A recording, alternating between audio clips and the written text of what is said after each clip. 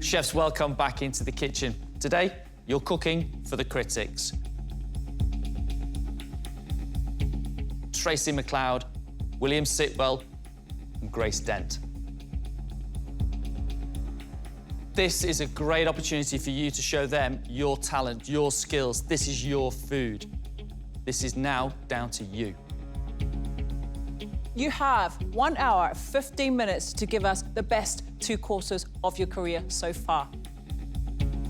At the end of this, one of you will be leaving us. Good luck.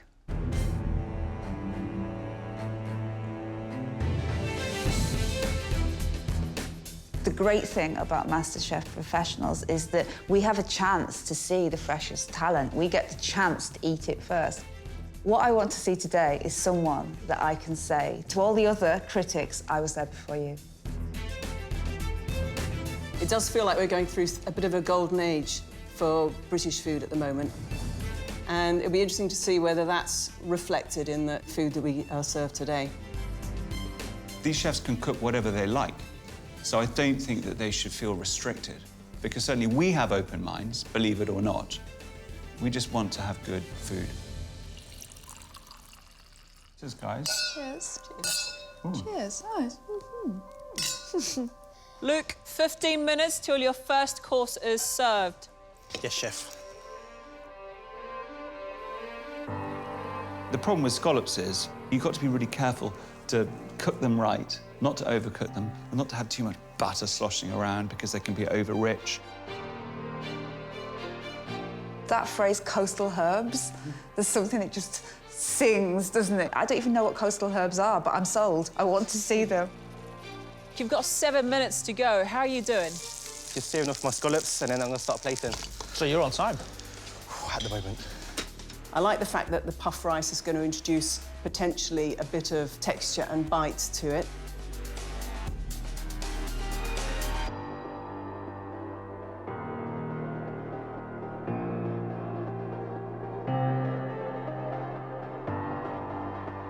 What's left to go on the plate, then? So I've got some puff rice to go on and I've got some little sea vegetables to go on as well. Just going to finish the plate with. It's looking good, Luke. You happy? At the moment, I'm happy, chef. We're almost there, Luke. Let's Yes, get chef. going. Smile, Luke, smile. I'm always smiling, chef.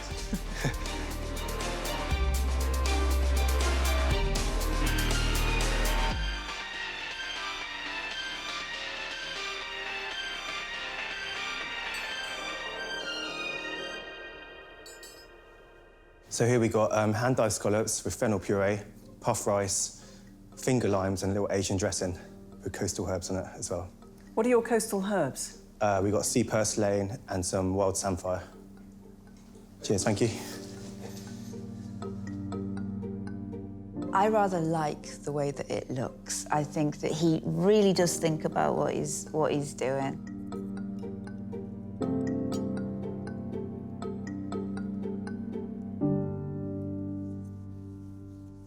The scallop itself is quite well cooked. There's a bit of charred scallop on the edge. I mean, it's beautifully tender on the inside. I loved the puree. I thought it was delicate. You know, the tiny, delicately placed pieces of samphire, they worked for me. The puffed rice, that little crunch that they provide, is really good offsetting the softness of the scallops.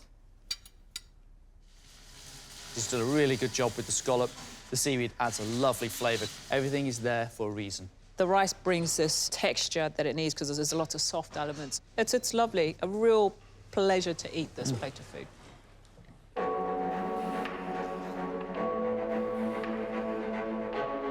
Roast duck breast is something we often see on this show. Sour plums to give it the sort of sweet sourness. And then he pops in a lotus root and the bok choy. And then he mixes that with the veal jus, but with rice wine. I can only assume that he has the experience to be able to deliver this confidently, because if he didn't know what he was doing, he'd be a properly crazy man. Luke, you've got about 3 minutes. You're looking very calm and collected here. Just trying to concentrate, get it all finished.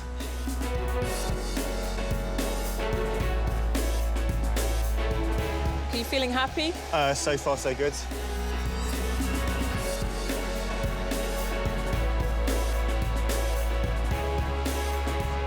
Right, let's go, come on. Very nice.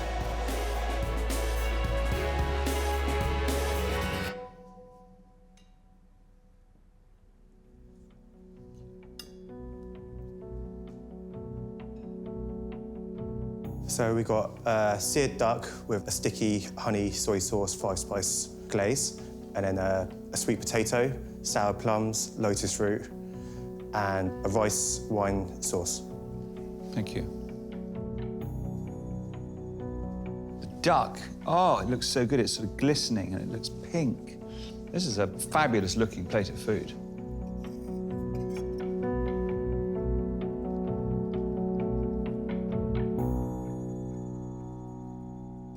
This is a great dish. The duck has been cooked perfectly. The bok choy, I love the presentation, like these beautiful little green parcels of fun. I would definitely eat the whole thing. The main note I'm getting from the spicing is Chinese 5-spice, and then a little sharpness from those sour plums, and then the crunch of the fried lotus root, and then you've got this gorgeous, really well-flavoured jus, which sort of is anchoring the whole thing. And every individual component is done well. The duck is cooked wonderfully, and that glaze is sticky. It's not too sweet. It's got the right amount of soy coming through.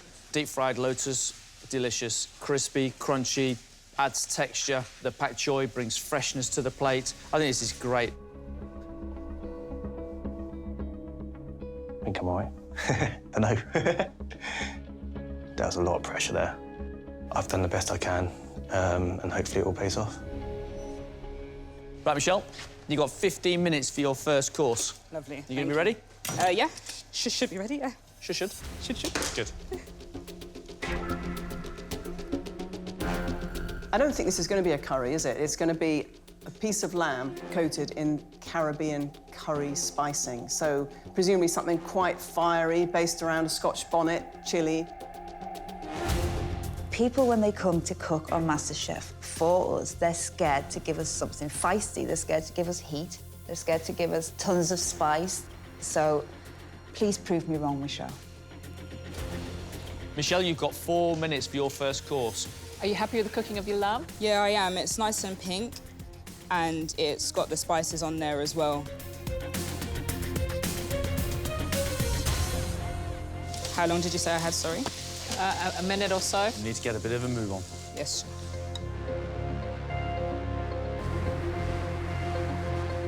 Do you have a sauce with this? No, I've kind of just got like a lime dressing. I'm happy with this. I'm going to take it through now. OK. Good luck. Thank you.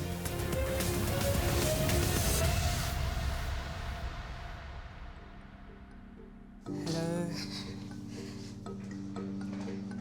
There you go. Thank you. I've made for you a curried spiced cannon of lamb, curried roast cauliflower, some other variations of cauliflower with lime, with a mango and Scotch bonnet salsa, and sweet potato and ginger puree. Thank you. Hope you enjoy it.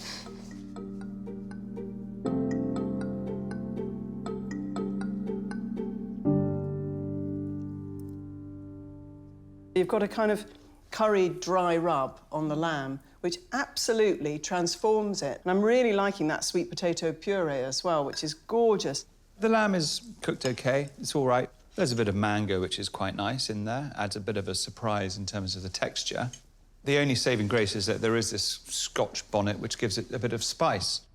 William, did you sleep enough last night? Because you seem grumpy. I loved everything that she did here. I loved the cauliflower, especially the more charred one. I thought that that was absolutely lovely. Yes, Michelle? Yes. I think the lamb is beautifully cooked. And I love the spices that go around the outside of it. I love the mango, and I love the Scotch bonnet. There's a warmth in this dish that's really interesting. The sweet potato puree of the ginger is divine. And then you've got the little curried cauliflower. Still got some texture on it. It's delicious.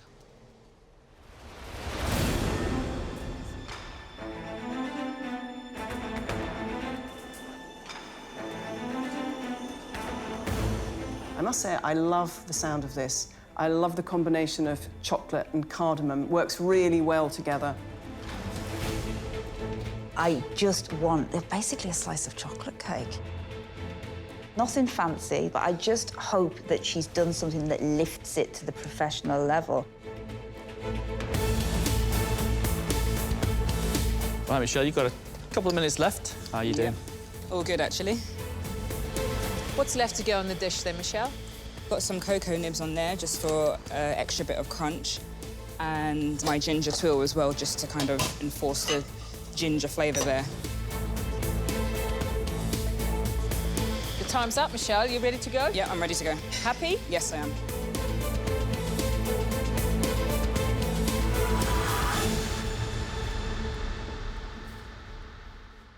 So I've made for you a dark chocolate and cardamom slice with a ginger twill, vanilla sheep's yogurt, and a poached pear with some cocoa nibs as well. Enjoy. Thank you. Thank you.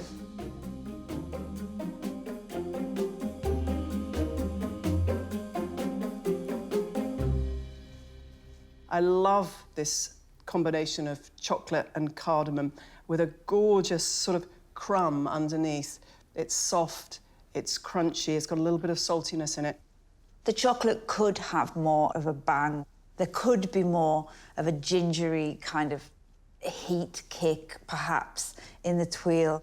But there's just something so lovely about this, and I'm enjoying it so much. The cocoa nibs do lend an added bit of dark intensity that the slice lacks, so maybe there's reason that, but it's a great pudding. There's no question of that. I love the ginger in the twill, and it complements the chocolate and the cardamom. The sheep's yogurt brings that sharpness that you need to counteract a rich chocolate dessert. Overall, very tasty. The time just goes so quickly. It just seems to literally just poof and disappear. But overall, I am happy with what I've served. Callum, you serving timers up today? Did not want to be late today. Did not want to be late. You got 10 minutes for your first course. Wait.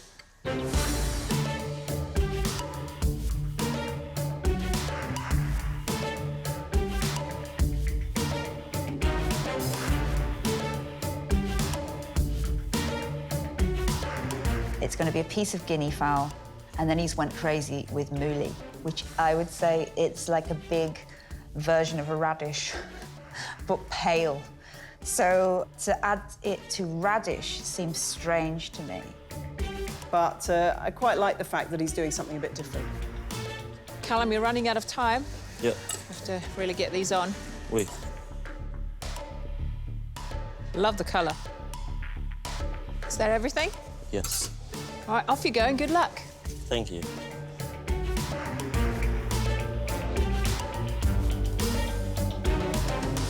Hi there. Hi, Callum. Thank Nice you. to meet you all. And you. So, what I've cooked for you today, it's guinea fowl, roasted it on the crown. You've got a little mouli spaghetti type tagliatelle there. You've got some pickled red mouli. Got some mouli fondant. The puree is pistachio and mouli. And a guinea fowl jus. You like mouli, yeah? I wouldn't actually say I'm overly fond of it. Really? But How I curious. do... In that way, I like it, you know. Okay. In all the ways that you said Yeah. it. Right. Okay. Thank you. Bon appetit, thank you. Thank you.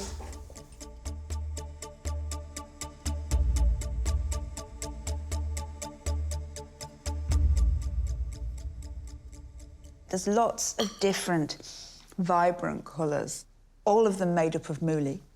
It's unusual. I think what he's done with his 50 Shades of Mouli is actually quite clever because he's coaxed a lot of different and contrasting flavours out of them, and the guinea fowl is good. There's a certain restraint about it, and it's about getting a maximum flavour through in very minimal ingredients. This is a competent piece of dining, but whilst I will remember the mouli, I shan't remember this plate generally. There is a lot that I like about it. I really like the puree with the pistachio. It's nice and smooth. I also really like the raw mouli. It has a nice texture to it.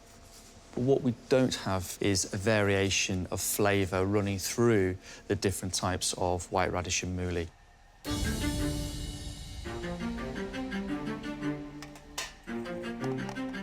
You have 15 minutes for your dessert. Are you going to be all right? Yeah, I should be. Yeah. This is kind of just an assemble job now.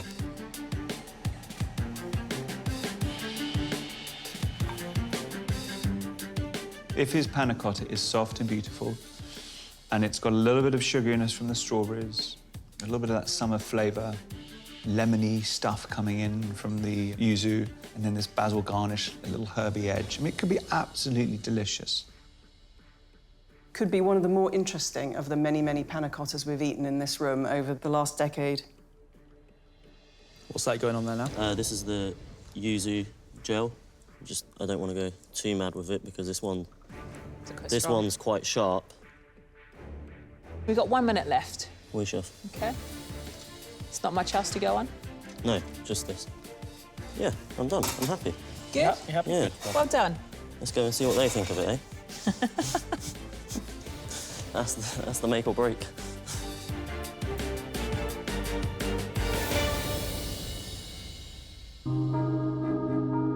Callum's dessert is yuzu citrus panna cotta topped with a strawberry jelly. Macerated strawberries, yuzu and basil gels, garnished with fresh strawberries, almond tuile and lemon verbena. Like Callum's first course, it's beautifully plated.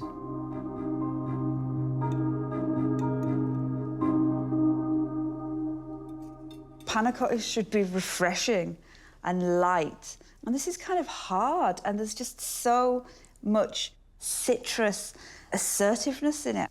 If you were just to have the strawberry gel on its own, that's a nice thing. That and the strawberries with a neutral panna cotta would have been absolutely fine. It's just he's scuppered himself by introducing this note of yuzu. The yuzu flavour is so intense, but I love it. I love yuzu. I love citrus flavours. I would like a bit more of the almond tuile. What I would like to have seen was just a little bit of something else, a little bit more of a twist to make this panna cotta stand out from all the other panna cottas that we've had in the competition. Today was difficult. It was just a constant push, trying to get everything done. But I think that went quite well. Alex, you've got about 3 minutes left. So you got asparagus cooking. What else is left to do? Asparagus cooking, warming the lambs. Mint ready, pea ready, sauce ready. Warm it up. This is a very classic, beautiful piece of British cooking on paper, so I'm excited by this. Let's hope Alex respects lamb, cooks it well, and that it tastes as good as it reads on the menu.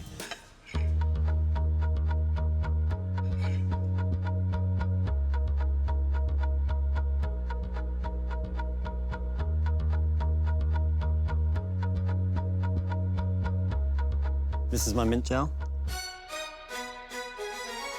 So carving the lamb. Yep, What's carving left lamb. after that? Sauce can go.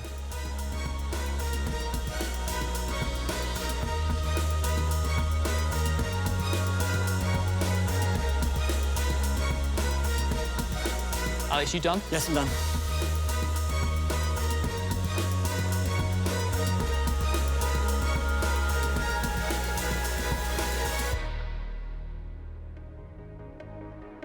Got the rack of lamb. We're serving it with lamb's sweetbreads, pea puree, asparagus, mint sauce gel, Hasselback potatoes and a lamb sauce. Thank you. There's a lot on this plate that I like. The essential parts of the dish look good.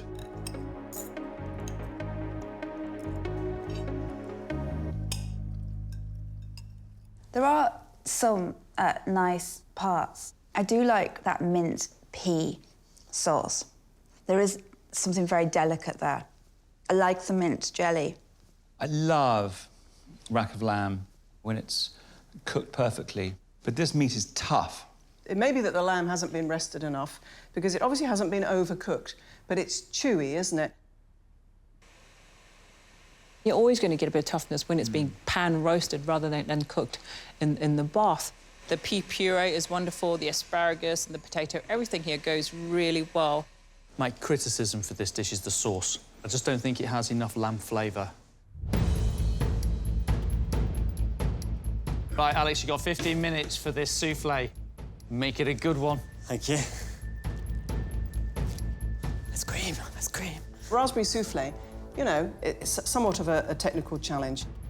Cream cheese ice cream, I don't think I've ever heard that described in that way before. It sounds like a completely obvious and rather delicious thing. How long are they going to take to cook? He's going to go in the oven for 6 minutes. The joyful dream of ending the day on a raspberry souffle. I'm just hoping that Alex won't let us down. Alex, are you confident this is going to turn out? As long as the ice cream's set, the flavours are there. That's one, at least that's the minimum. Oh, that's what I want. We're going? We're going.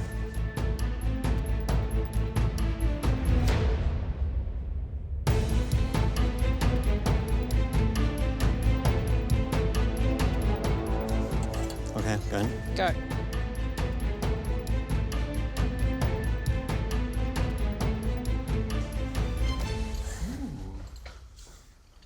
Thank you. Okay. Looks good.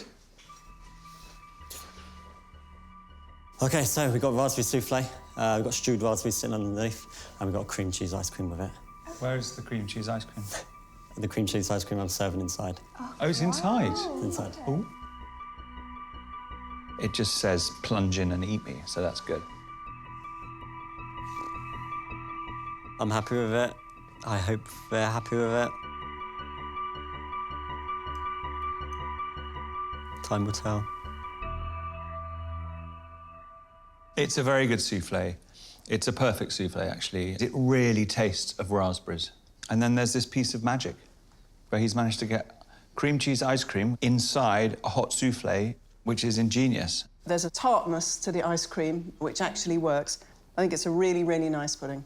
It's made me happy and slightly flushed. I'm a happy person.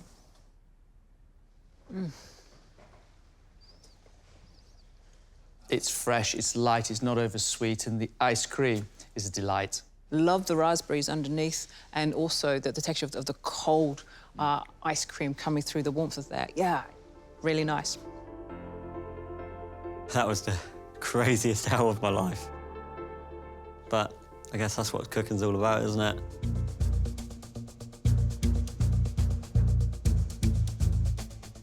This is when you get to not just cook for me and Marcus, you get to cook for some of the best critics in the country. Tom Parker Bowles, Tracy McLeod, and Jay Rayner. They will find any errors in your cooking.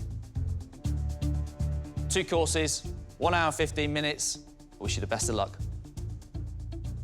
Off you go.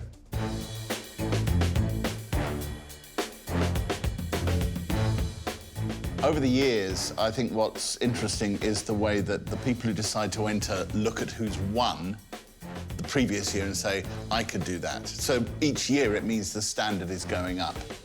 And you walk into this judging chamber with hope in your heart. I think the stakes are highest for the professionals, just because they are meant to know how to cook everything.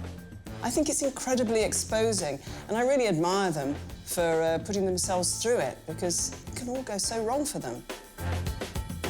What I don't want to see is the same old technically perfect protein, sauce, vegetables. How very nice. I don't want nice. I want something to explode in my mouth. I want spice, I want flavour. I want something that I'll remember.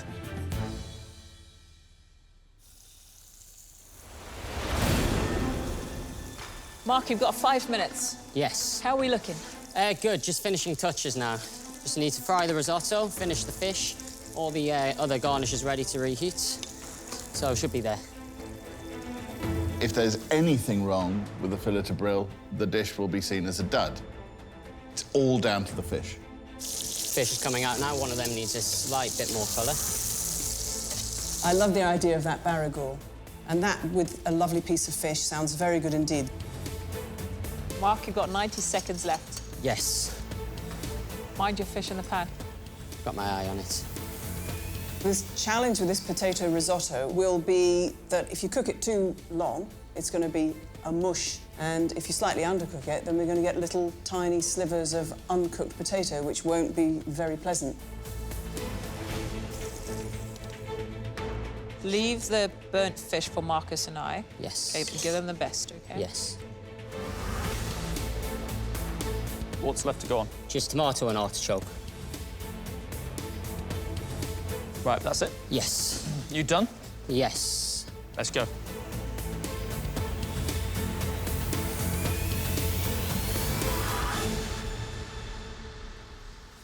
Thank you.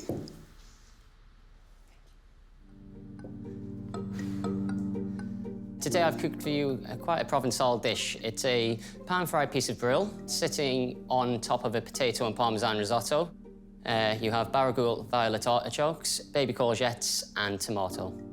Thank you. Thanks. Enjoy. This smells terrific. It smells Provençal. Yeah, no, it really does. And it looks beautiful too, doesn't it?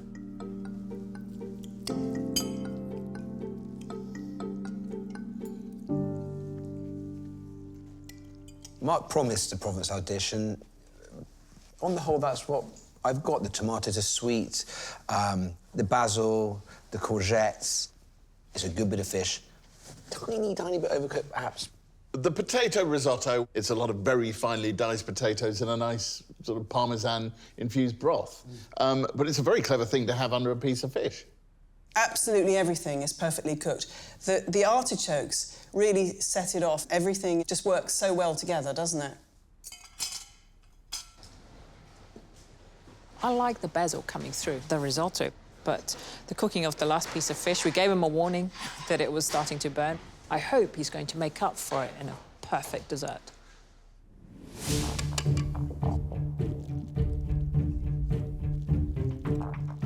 Beignet, very nice. Little square, fried, donut-like things. Very good indeed. Burnt tonka cream. Tonka beans are sort of vanilla-ish flavour, aren't they? That all makes sense. The flavour combinations are great. There's no sort of miso ice cream or some of the usual things we occasionally see. It seems like a classic dessert. If he's going to start throwing dough into the bubbling oil, that should be fine, shouldn't it? I'm not complaining. Right, Mark, you've got 4 minutes left and you're looking a lot more organised than you did earlier. It's going well. Just finishing up, just plating up the last little details now.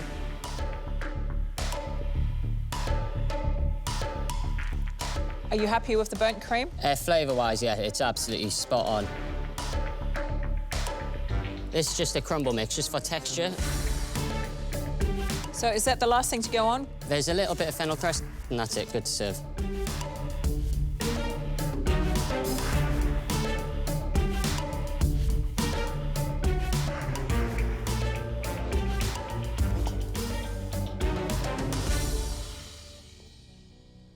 For your dessert, I've made for you a burnt tonka cream with strawberry and lime salad and strawberry beignets. Hope you enjoy. That looks good. I want to invest in Mark. It's a thin beignet with a big strawberry filling. It's not just dusted in sugar, it's crusted in the stuff. Technically, rock solid, and just an understanding of how things work together and what people want to eat, which is the most important thing. That burnt tonka cream, like the rest of the dish, it fits perfectly. The balance is just superb.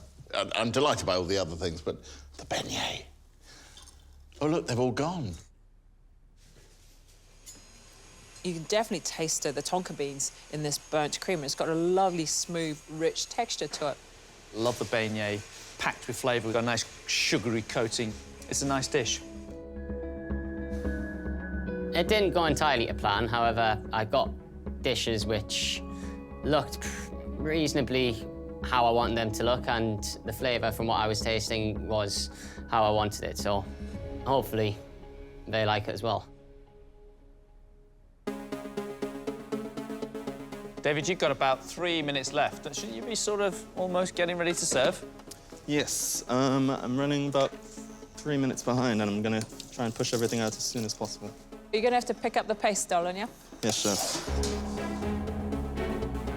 So Jamaican pepper pot soup is one of those classes of kind of chuck everything in to the stew that's lying around. It should have a real sort of fire to it. It should have flavour. It should have a depth of stock.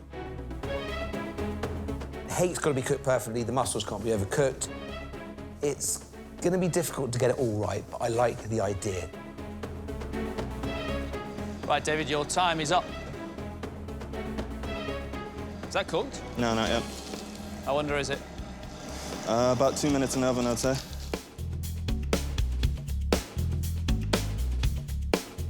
David. Yes, Look at me. You're already over time, OK? The fish is cooking. Don't lose the plot, OK? You can do it.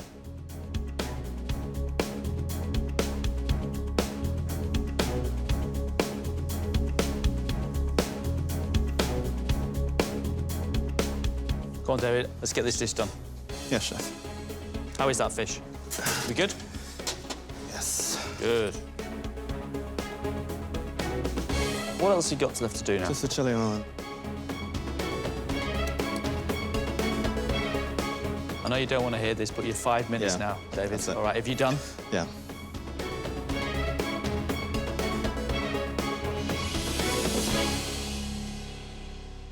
Hello. Apologise for the delay, guys. Thank you.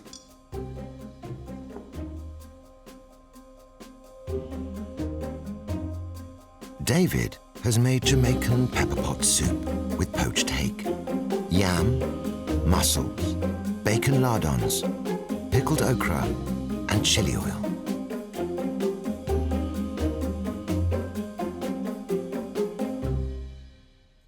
I think the broth is wonderful, really spicy. And if it was just a broth, I think what a fantastic starter. It's let down by the fish, which is overcooked. The yam and the okra are there because they are Caribbean ingredients. They're not really bringing anything to the party at all. There are individually a few nice things knocking around, but I'm just kind of staring at it going, what's all this about? The hake, there's no love really shown to it. I'm not getting any great seasoning through it. The mussels are nice, but it's a fish soup. It was an interesting idea. It was just badly executed in the end.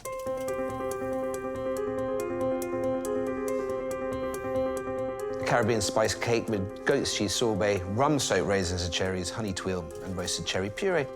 You can't argue with that. But if the centrepiece of this dessert is a spice cake, the cake better be good. David, you've got 3 minutes left. Please, chef. Have you had a look at the ice cream? Yes, it's. I just want to put it last second. Yeah. So as soon as the twill's on, then I'll run for the ice cream and get it straight on. How far are the twills? Hopefully just 2 minutes away.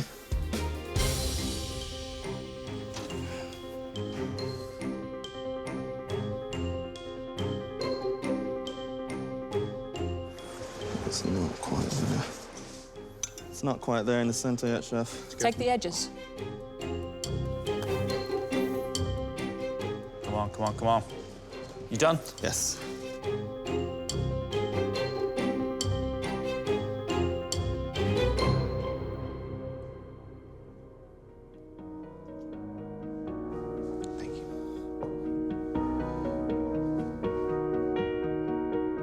For dessert, David has made a Jamaican spiced cake with goat's cheese sorbet, roasted cherry puree, fresh cherries, honey tweel, and rum-soaked raisins.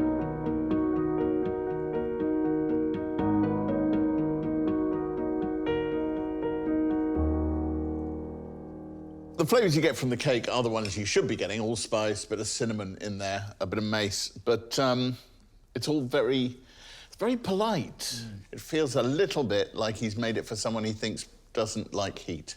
You get little whispers of all these wonderful flavours, but it needs to be whacked up, amped up. I actually really like this, and I'm a lot more positive about that cake than I think you are. It works really well with the rum-soaked raisins, the cherries. I love that goat's cheese sorbet. I think this is a nice plate. The cake is soft, but it's slightly undercooked, so you haven't got that sponge that you want from it. The sorbet has got a wonderful flavour through it, but it's not set enough. Time, obviously, was a huge issue, but it was a tough round, and I have to see. I can only do my best. Elizabeth, you've got 8 minutes left before your first course is up. Yeah. You've still got to do the pomme soufflés. I need to speed up. Cod, sea beet, nori-seasoned pomme soufflé and a herb sauce. It's basically fish and chips, isn't it? But given a bit of a makeover. My only worry, there is a sous vide machine in the kitchen. All it does is denature protein and make it all taste the same. So please cook it the old-fashioned way. Don't put it in the water bath, please. Pomme soufflé are tough. They better be perfect and crisp and wonderful, and I pray for her. Your time is up. Fish is OK in the oven? Yeah, I'm gonna check this now. Keep an eye on your soufflés. Looking good.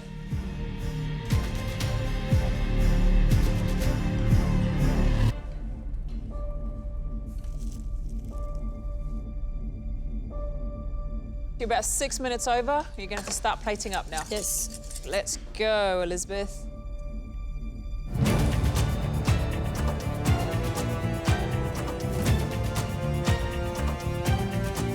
This is it? Yeah.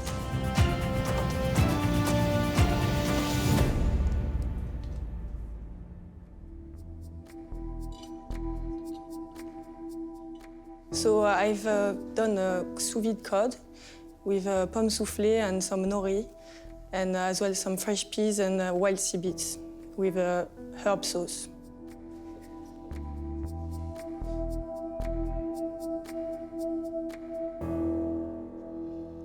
The pomme soufflé, they're crisp, and the sea beet works, the herbs work, the seasoning and the sauce is right.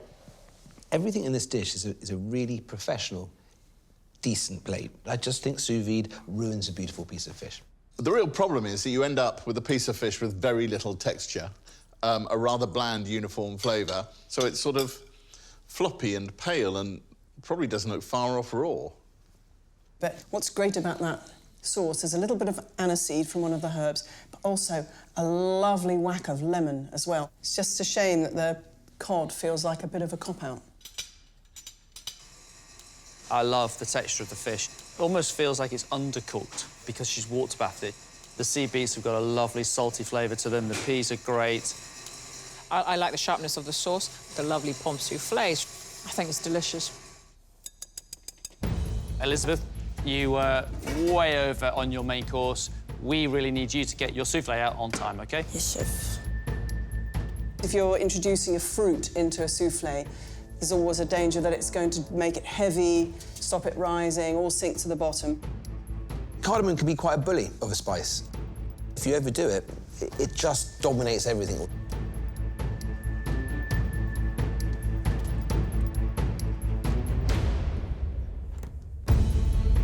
Elizabeth, your time is up. Yeah. Soufflés are in the oven. Yes. Ice cream, is it set? Yes. How long have those soufflés got left? 5 minutes or 4. 4 or 5 minutes of just standing and waiting. Yes.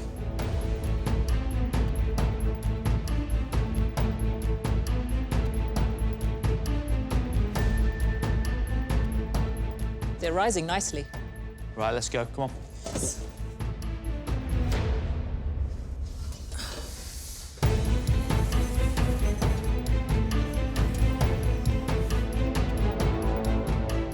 Nice.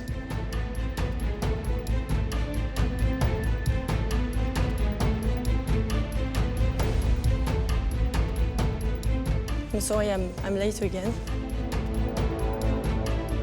Thank you. Table service, I like it. This is apricot soufflé with cardamom ice cream. Thank you. Thank you.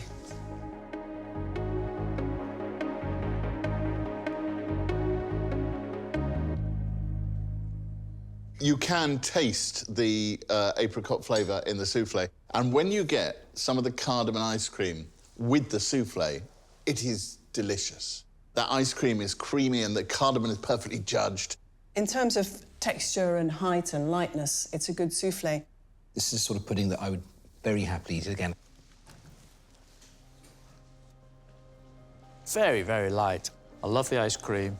I think it's a great success. It's a bit challenging. It's a lot challenging. But it's fine. At least I've done it.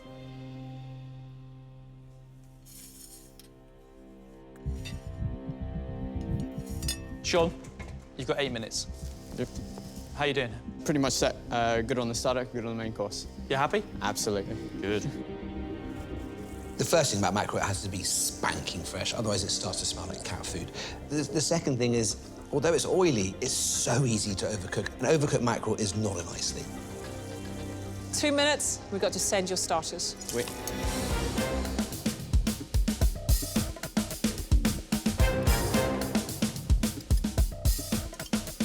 I think the grape and caper thing could work.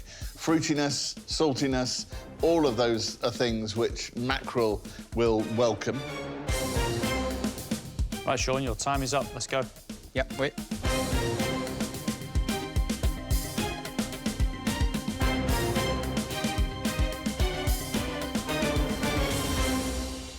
Good afternoon. Hello. Thank you. Thank you. Thank you so much. Here we have pan-fried mackerel with grape caper and apple salsa with celeriac puree. Enjoy. Thank you. Cheers.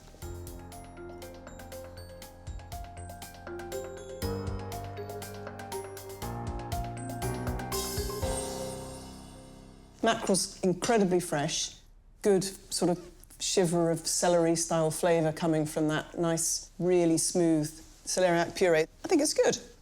I worried about the salsa, but it really works and it's really sharp. And that dice is very technically adept. He's seared the mackerel, and all these flavours are absolutely in line with each other. They deserve to be here. And everything's been done very, very nicely. Sean's got the crispy skin that he wanted on the mackerel. It's nicely cooked. Really like the grape and apple mixed with the capers and gherkin there. And then the celeriac puree. It's really tasty. It's a good dish. It's well cooked. He's done a good job.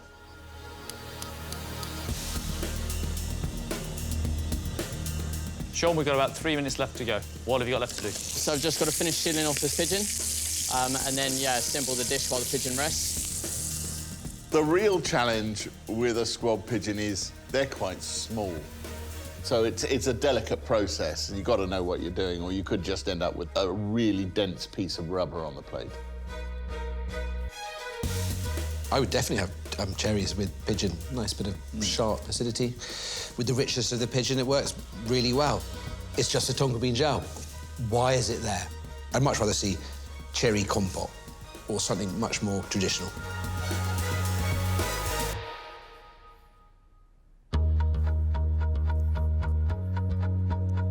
What is in that scroll?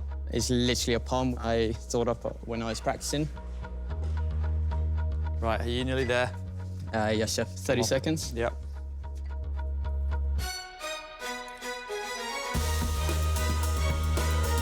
You done? Wait. Happy? Yes, chef. Off you go.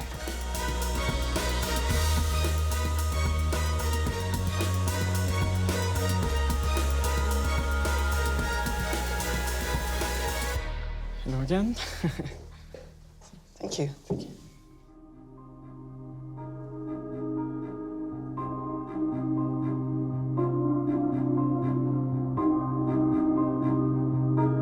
Sean is serving roasted pigeon breast, confit leg, confit potato, cherry and tonka bean gel, and pigeon jus. Accompanied by pigeon liver parfait and sourdough toast. And then there's just a quick message about I'm using everything to do with pigeon. It's everything for that. So. Thank you. Just... Shall I read the... Please. Staying true to my promise to never waste a piece, the heart, the liver, the breast, the feet, this classic bird presented on a plate with a cherry on top for all to appreciate. It's a terrible poem, but I'm hoping it's a great piece of food.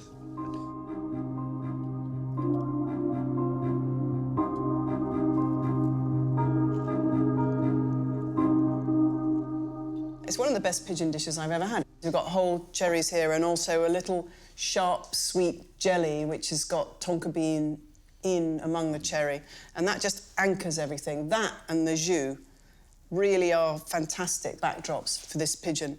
I'm staggered by how much Sean has got done in the time allotted. Confying a leg, it's that sort of deep, rich, fibrous thing that falls apart when you put it in your mouth and pull. The breast, perfectly crisp skin, nice pink meat. It's fantastic in every way. The parfait is really classic parfait, almost runny.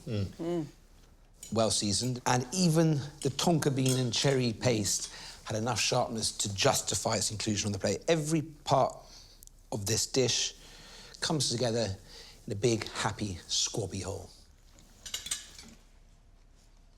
I think it's a tasty plate of food. The breast, perfectly cooked, it's pink, the skin is crispy, and the cherry and the tonka bean's a nice little surprise, which works quite well. The leg is great, and the parfait is beautifully made. I think it's absolutely brilliant. It was difficult, challenging, but that was the best I think I've ever cooked a dish, so yeah, extremely happy.